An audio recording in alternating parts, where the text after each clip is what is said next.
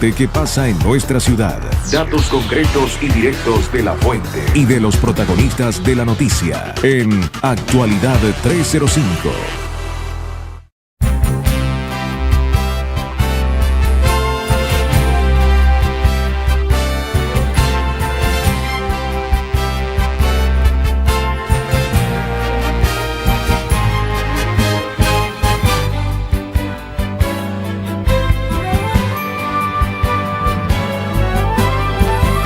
Ok, estamos de regreso en 305 La Radio, la hora de invertir. Te habla Juan Alberto Suárez. Abrimos la sección de secretos de real estate, donde conocerás, esta sección es destinada a conocer las mejores prácticas en el mundo del real estate. ¿Qué hacen los expertos?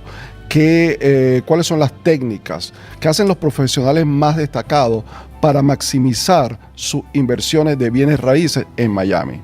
Secretos de Real Estate pretende ser un segmento dinámico y ameno, ¿verdad? Donde les pueda dar a ustedes ideas para después hacer sus preguntas.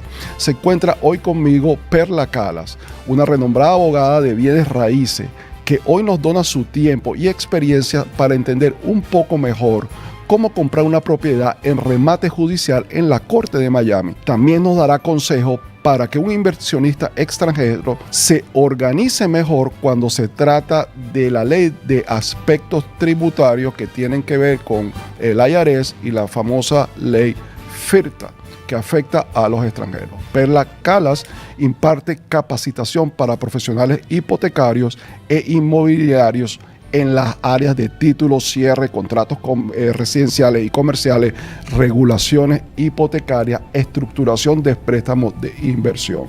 También imparte conferencias a abogados e ingenieros con asuntos relativos a los permisos y ejecución de desarrollos inmobiliarios. Así que, Perla, muchas gracias por estar con nosotros el día de hoy, ilustrarnos con todos los conocimientos que tienes. Mi placer, gracias por invitarme. ¿Cómo no? Quería abrir el segmento con este tema que es tan atractivo para los inversionistas, debido a que hay una fuente de inventario que se puede comprar a descuento, que la gente habla mucho acerca de comprar una propiedad en la corte, remodelarla y después venderla o arrendarla.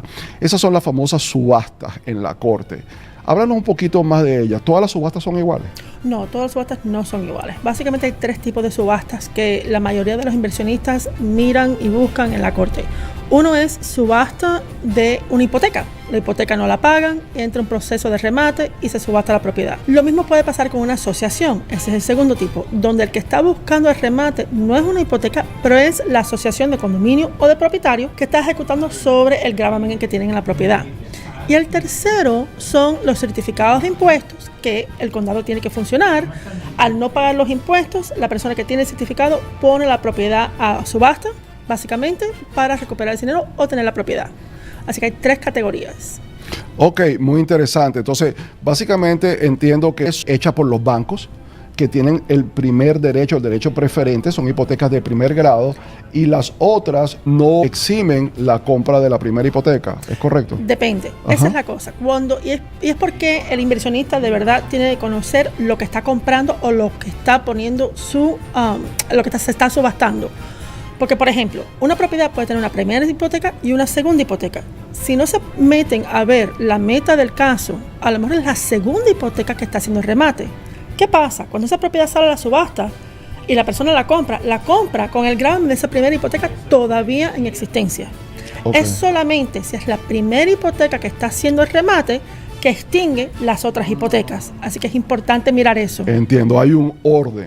Okay. Hay un orden. Bueno, por eso, señoras y señores, es súper importante estar bien asesorado y contar con un buen equipo de abogados de real estate y, por supuesto, su asesor inmobiliario de confianza. Esas hipotecas o liens, lo que llaman liens, ¿qué son en verdad? ¿Esas las puede heredar el comprador aunque haya habido un foreclosure? Sí, depende de quién está haciendo el foreclosure, es lo que puede heredar. Por ejemplo, si la hipoteca primera es la que está haciendo el remate, elimina las otras hipotecas, pero no elimina las deudas de asociación que puede tener la propiedad, no elimina las deudas que se pueden deber al condado. Por ejemplo, si hay violaciones en la propiedad, ese remate no necesariamente elimine esas cosas si no fueron mencionadas o otros procesos pasan para eliminarlos. Okay. ¿Y qué otros problemas legales podría tener una propiedad que es comprada en una subasta judicial del condado? Me explico. Hay algunas responsabilidades si, por ejemplo, hay áreas de Miami muy famosas porque se hace un cuarto en el garaje de la casa o se hace alguna construcción que no se le sacó permiso. ¿Hay algún tipo de responsabilidad de la persona que adquiere esa propiedad en subasta con terceros? Absolutamente, porque cuando uno compra una propiedad en una subasta es como comprando una cajita sorpresa, Okay. ¿verdad? No hay inspección, no hay periodo de investigar a ver qué cosa es lo que tiene esa casa. Usted está comprando un número y esa es la casa, ¿no? Si hay adiciones ilegales, si hay obras que se han hecho sin permisos, usted está comprando eso. Muchas veces podemos negociar con la ciudad o con el condado si hay otras penalidades, pero usted está comprando en la forma que está. Por eso nosotros siempre le aconsejamos a los inversionistas. Cuando usted compra esa propiedad, piensa que está en las peores condiciones posibles. ¿Le vale la pena? Entonces adelante. Okay. Nunca asuma que todo va a estar perfecto con la propiedad. Si es así, excelente. Claro que sí, sería una buena sorpresa. Pero son transacciones o son historiales sobre una propiedad que pueden ser complejos. Y cuando me dices que no tenemos tiempo para investigarla, te refieres comparado con una propiedad que yo compro normalmente, que me dan un periodo de inspección. En este caso, no tengo periodo de inspección, pero puedo hacer la inspección antes de la subasta en un grado razonable de saber qué está pasando, ¿verdad? Nosotros ofrecemos, y muchas personas ofrecen el servicio de hacer investigaciones en lo que tiene que ver el título y el caso que está puesto en la corte. Pero nadie se ofrece a ir y tocar en la puerta a las personas que están viviendo ahí, posiblemente entrar e inspeccionar la parte física de la casa. La parte legal sí se puede inspeccionar, se puede analizar y hasta cierto punto controlar esos riesgos, que a veces son los más caros. Porque si estás comprando una propiedad que tú piensas que es un remate de una primera y es un remate de la asociación que no extingue esa primera hipoteca, estás comprando la deuda de otra persona. Qué bueno. Sí, eso sí no sería una sorpresa agradable, ¿verdad? Porque ya compraste la propiedad y el banco ya está en una posición muy difícil de negociar. El banco te dice, páganos. Seguro, ese no es mi problema. Y vamos a seguir nuestro remate. Ese no es mi problema. Para nada. Nosotros vamos a seguir con el remate de nuestro caso. Y si lo hacen conociéndolo. Por ejemplo, conozco una persona que compró una propiedad así en Miami Beach y dijo, en lo que el banco me hace ejecución a mí de remate, ya yo más que recuperé mi dinero. Pero lo hizo conociendo el riesgo. Entiendo. Ese es el punto. Evitar esas sorpresas. Correcto. Y hay que tener un estómago diferente para asumir ese tipo de riesgo. ¿Cómo no? Entonces, cuando compro la propiedad, ¿cómo es el proceso? ¿Me dan un certificado? ¿Cuál es el título que yo adquiero? Okay. Primero se tiene que registrar en el sistema de Real Foreclosure del condado. Hay que poner un abono ahí y se hace una subasta. Y es una subasta como si estuvieran en un lugar abierto. Usted ve que va incrementando el monto. Si usted gana la subasta, le dan un certificado de venta. Okay. En ese momento usted tiene, para el día siguiente tiene que poner el resto del balance más los costos de la corte, etcétera, que vienen un averaje del 2% del precio. Okay. Usando números muy redondos. Excelente. Entonces, hay un periodo de 10 días donde la corte examina para estar seguro que la persona que antes tuvo el título no declaró bancarrota, no hay otros motivos para ellos reclamar eso. Al final de eso le dan lo que se llama un certificado de título. Primero un certificado de venta, simplemente dice yo gané la subasta y ahora tengo que pagar. El último, de más o menos 10 días, es el certificado de título. Ya ese es su título. No va a haber un warranty deed o un deed, que es lo que típicamente se ve. En el momento que podemos decir que la propiedad es de nosotros. Ya la propiedad es de ustedes. Y si en ese momento la propiedad está ocupada, eso es lo que le da el derecho de ustedes ir y desalojar o hacer algo con las personas que están ahí. Bueno, muchas gracias. Ya ven el dominio de Perla Cala sobre el tema. Tengo también otra pregunta entonces, porque he visto y en otros medios sociales promoviendo mucho hacer dinero a través del remate de los certificados de impuestos, lo que se llama los tax deed, ¿verdad? Pero es tan sencillo como aparenta. Para nada. Para nada. Para nada. Incluso me pasé como 3 horas en el condado hace 2 semanas porque tengo un cliente que compró una propiedad que anterior en su título tenía un tax deed y tuvimos que comprobar que le dieron notificación a las personas adecuadas. Los tax deeds son, no que no le pueden dar gran ganancia, ¿no? Pero también es un alto riesgo. alto ganancia, alto riesgo, bajo ganancia, bajo riesgo. Esa es la ley. Esa es la ley usual. Y en el caso de tax deed, los riesgos son más altos porque son más cajitas de sorpresa. Hay muchas cosas escondidas que hay que hacer un análisis muy profundo. Y de verdad se toma una hora completa en hablar de eso en un tema. Bueno, pues entonces tendremos que invitar a otro programa a Perla Gala para que nos hable de este interesante tema, que es la compra de los tax deed o certificados de impuestos, que son aquellas personas que no honraron su compromiso de pagar sus impuestos sobre la propiedad en su base anual y la ciudad, como tiene que seguir operando, vende la deuda.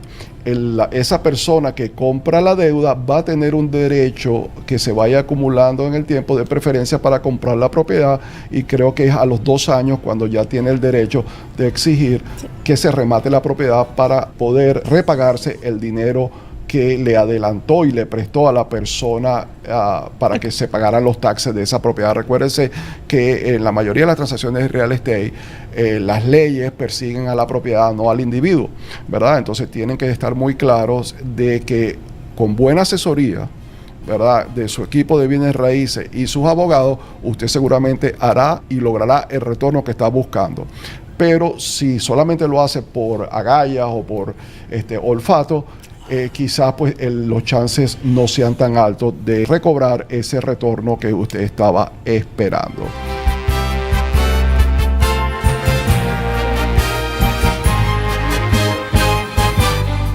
En la ley FIRPTA se habla mucho de FIRPTA. Los extranjeros quieren invertir, pero tienen dudas. Entonces, cuéntanos, danos un poquito de historia acerca de esta regulación de FIRPTA y cómo afecta a un inversionista extranjero.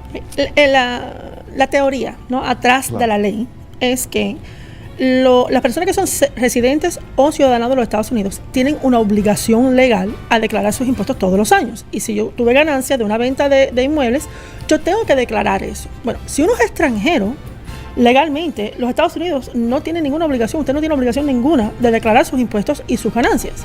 Entonces, lo que dice la ley es, para igualar un poquitico, ¿no?, ya que los ciudadanos residentes tienen que pagar impuestos, si ese extranjero va a vender y realizar una ganancia, ¿cómo es que le vamos a poder obligar a pagar los impuestos? Igual, lo que hacen es que le ponen la obligación al comprador y dicen, comprador, si usted no le retiene este dinero al vendedor y no nos manda a nosotros, es un gravamen en la propiedad.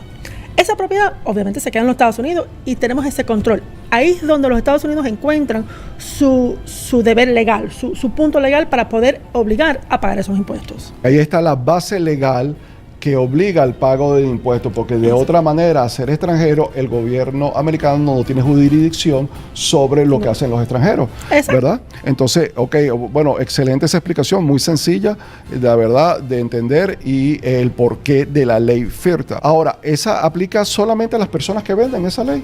Bueno, sí, la venta, ¿verdad? Si la persona que está vendiendo es un extranjero, ¿verdad? Ahí es donde aplica la ley. Uh-huh. Si la persona que está haciendo la transacción o el comprador tienen la obligación de retener ese dinero y mandárselo al IRS. Hay excepciones, no siempre se tiene que pagar ese impuesto. Por lo general, el impuesto es 15% del precio. Muy importante. Muchas personas me dicen, no realice ganancia. No importa. Se retiene en base del precio de la propiedad. Okay. Y entonces hay formas de evitarlo y formas de disminuir lo que se tiene que pagar. Y hay excepciones. La excepción más común es si ese extranjero está vendiendo una propiedad residencial donde el comprador se compromete por escritura al IRS que va a usar esa propiedad como su residencia primaria o más de la mitad del tiempo que la propiedad está en uso, y ese precio es menos de $300,000. En ese caso, no hay que hacer declaración. Si no cumple con los 3, en otras palabras, me dicen a mí a veces, bueno, es una LLC que está comprando, ¿verdad? Pero lo van a usar para su uso. No, tiene que ser persona natural, porque tiene que ser para una residencia, uso personal. Entiendo. Tiene que cumplir con las 3 metas. Entiendo. Entonces, cumple con la excepción. Entonces, tenemos que las retenciones son en el cierre. Entiendo también que aplica a alquileres, ¿no es correcto? Sí. Aplica incluso a todo tipo de ingreso que le tocaría a un extranjero. Así es por venta de acciones. Por ejemplo, si tienen una LLC, dicen, bueno, yo lo que voy a hacer es que voy a vender mis intereses en la LLC en vez de vender la propiedad actual. Cumple todavía. Le toca dinero al extranjero, hay una obligación de retener por alquiler, por venta de acciones y por venta de propiedad. Bueno, excelente. Lo que nos podemos llevar a casa de esta conversación, y esto requiere un capítulo completo, pues estamos hablando de la ley FIRTA para extranjeros. Esto no afecta el dinero final que va a pagar de impuestos, solamente afecta la retención que le van a hacer. Si usted hace la planilla, pues va a recibir su dinero de vuelta si no le tocaba pagar impuestos, y si le tocaba pagar impuestos va a pagar como lo pagaría cualquier nacional. Tenemos que hablar de muchas cosas sobre esta ley, pero no nos va a dar el tiempo.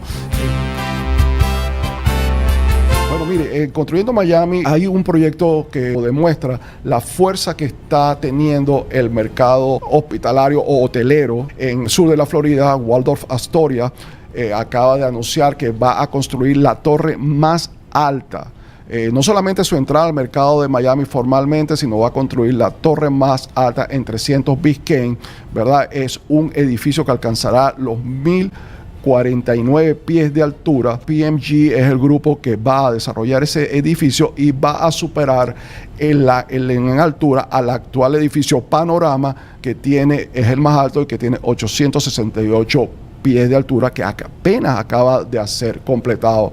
Los arquitectos Siger Suárez y Carlos Otz se vuelven a votar otro éxito en el mercado de propiedades de uso mixto y compleja, ¿verdad? Con su gran trabajo. Se planifica que van a ser más de 5 millones de pies cuadrados, 700 apartamentos y 1,200 apartamentos que siguen viniendo al mercado. O sea, que quiere decir que estos developers siguen confiando en el futuro de Miami. También Miami Beach está anunciando que están entrando 52 proyectos más al área, de los cuales 16 están en construcción y el resto son propuestas, incluyendo el Centro de Convenciones de Miami Beach, las ampliaciones, y el Centro Médico de Mont Sinaí.